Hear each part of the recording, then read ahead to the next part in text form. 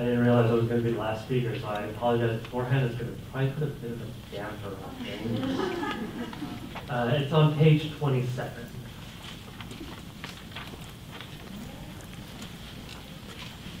Nowadays, when I think of my grandmother, I remember walks.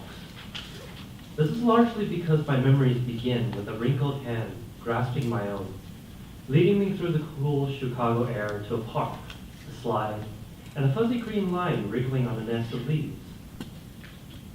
But I still remember a night in 2006 when such trivial snapshots were the farthest thing from my mind as Mom called from the retirement home.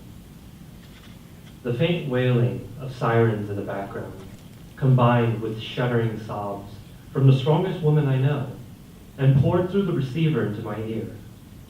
The stream of sounds slithered through me and muffled everything.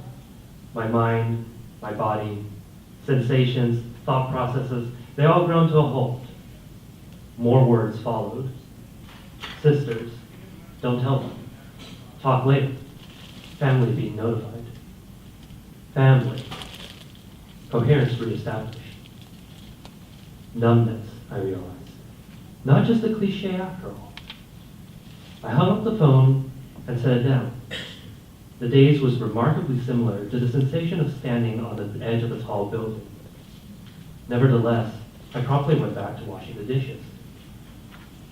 This is odd, I do remember thinking. Probably unhealthy. No.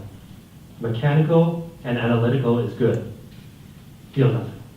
Think nothing. Just do something. A moment passed then, followed by a flash of emotion at last. But it wasn't grief. There was a perverse sense of triumph. I knew something was wrong. She didn't pick up the whole day. Not the first time. She could have been out at a friend's house socializing again. But I knew something. You need to stop right there. I quickly resumed scrubbing, but the wrongness I felt wouldn't dissipate.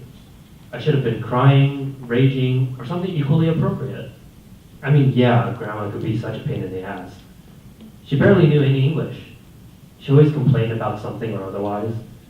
The bouts of forgetfulness were equal parts amusing and frustrating. Oh, and there was the time she walked in on me and my then girlfriend. I remember we got a display case for her because she wanted to show off my school awards and all that nonsense.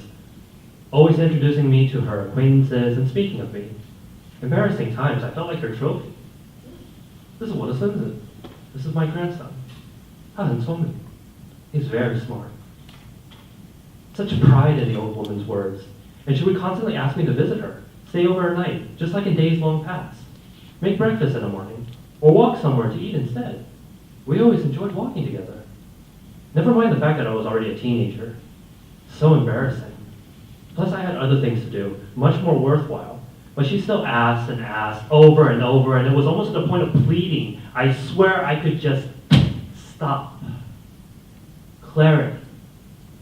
I remember a moment of something that bordered on pure serenity as I gently put the plate down and turned off the faucet.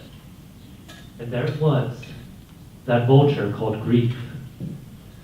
People spout phrases like carpe diem or that obnoxious YOLO, when most people don't know true regret. You see, true regret weakens the fingers and buckles the knees.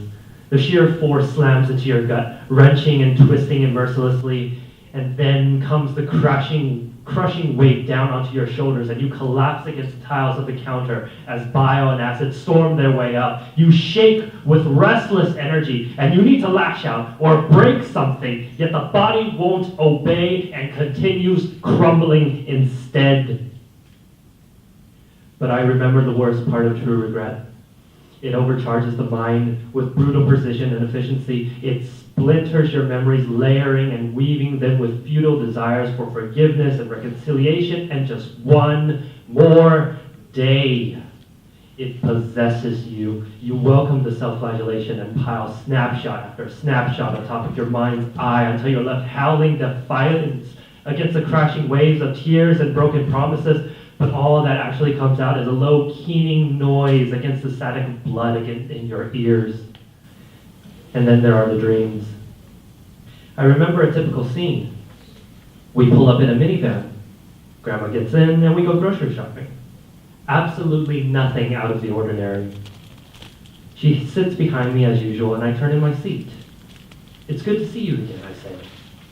She smiles oddly and lucidity begins to descend.